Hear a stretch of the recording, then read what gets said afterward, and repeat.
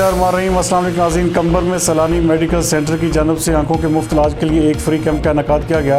اس camp میں خصوصی تعاون سردار محمد خان ہیکڑو جو کہ پی ٹی آئی رہنما ہیں کی جانب سے کیا گیا۔ بغل سے ہمارے نمائندہ خصوصی علی گل مغیری کے مطابق اس کیمپ میں آنکھوں کے مشہور سرجن ڈاکٹر ابراہیم تونیو اور ٹیم انچارج فرقان علی عامر سفیر اور دیگر لوگوں نے شرکت کی۔ اس موقع پر پی ٹی آئی رہنما سردار محمد علی خان ہیکڑو کا کہنا تھا کہ آنکھوں کے علاج کے لیے فری کیمپ کروانے کا مقصد صرف یہ ہے کہ علاقے کے غریب اور مسکین لوگ اپنی آنکھوں کا مفت علاج اور آپریشن کروا سکیں۔ مزید پی ٹی آئی رہنما کا کہنا تھا کہ کمبر شہر کے رہائشیوں کی خدمت کرنا ہم پر فرض بنتا ہے۔